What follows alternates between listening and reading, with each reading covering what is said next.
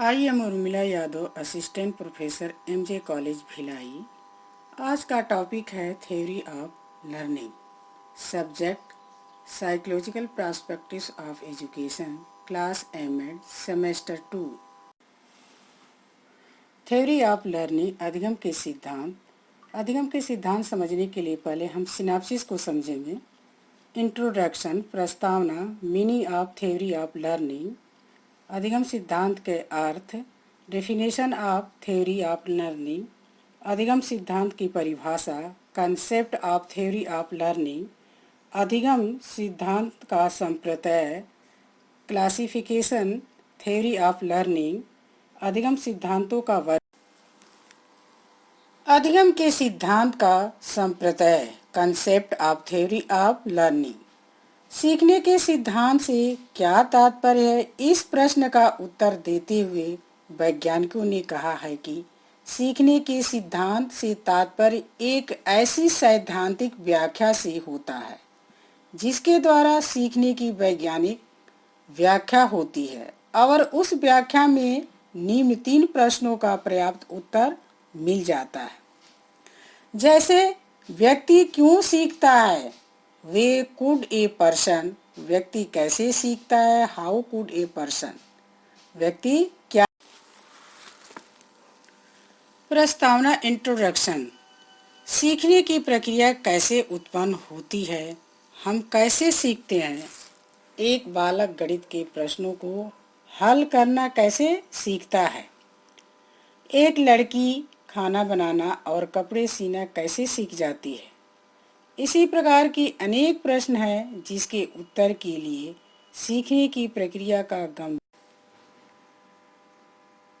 Meaning of learning, अर्थ। अधिगम का अर्थ होता है सीखना।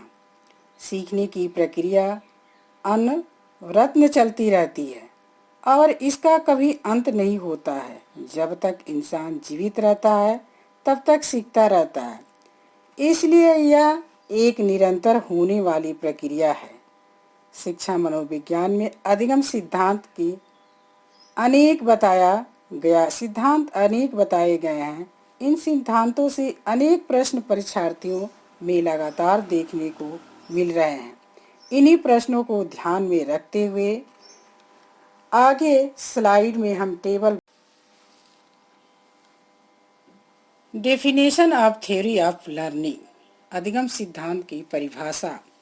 प्रेसी के अनुसार अधिगम एक अनुभव है जिससे द्वारा कार्य परिवर्तन या समायोजन होता है तथा व्यवहार की नवीन विधि।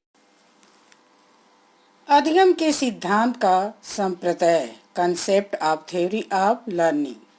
सीखने के सिद्धांत से क्या तात्पर्य है? इस प्रश्न का उत्तर देते हुए वैज्ञानिकों ने कहा है कि सीखने के सिद्धांत से तात्पर्य एक ऐसी सैद्धांतिक व्याख्या से होता है जिसके द्वारा सीखने की वैज्ञानिक व्याख्या होती है और उस व्याख्या में निम्न 3 प्रश्नों का पर्याप्त उत्तर मिल जाता है। जैसे व्यक्ति क्यों सीखता है? वे कुड ए पर्सन, व्यक्ति कैसे सीखता है? हाउ कुड ए पर्सन, व्यक्ति क्या। अधिगम के सिद्धांतों का वर्गीकरण, classification of theory of learning. अधिगम के सिद्धांतों का वर्गीकरण 2 प्रकार का है। पहला है व्यवहारवादी सिद्धांत और दूसरा है संज्ञानात्मक सिद्धांत, कॉग्निटिव थ्योरी।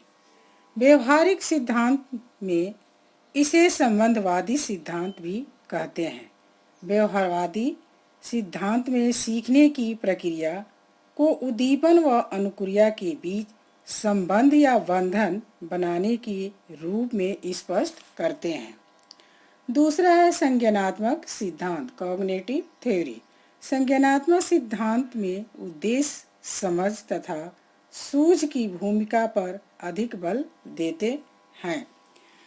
आगे हम चलते हैं सीखने के सिद्धांत। सीखने के सिद्धांत में पहला है पुनर्बलन और दूसरा है अपुनर्बलन। पुनर्बलन में हम यहाँ पर देखते हैं कि Skinner, Thorndike, Skinner, Pavlov, hall तथा मिलर आदि इसके प्रवर्तक है। और यह सिद्धांत जो है यह कहता है कि पुनर्बलन देकर अच्छे कार्य के लिए प्रेरित किया जा सकता है। तथा हम देखते हैं अपुनर्बलन सिद्धांत।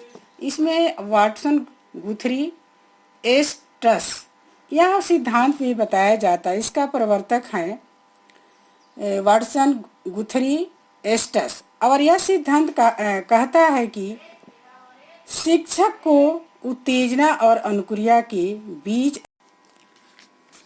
दूसरा हम देखते हैं शास्त्रीय संज्ञानात्मक सिद्धांत और आधुनिक संज्ञानात्मक सिद्धांत, classical cognitive theory, modern cognitive theory. इसके प्रवर्तक हैं शास्त्रीय संज्ञानात्मक के प्रवर्तक वर्दीमर, कोहलर, कोफ्ता, प्याजे, टॉलमैन आदि हैं।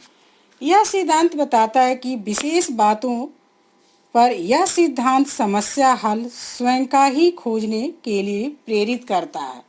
आधुनिक संज्ञानात्मक सिद्धांत और यह सिद्धांत कहता है कि शिक्षक द्वारा बच्चों के अधिगम के प्रति रुझान पैदा करना चाहिए।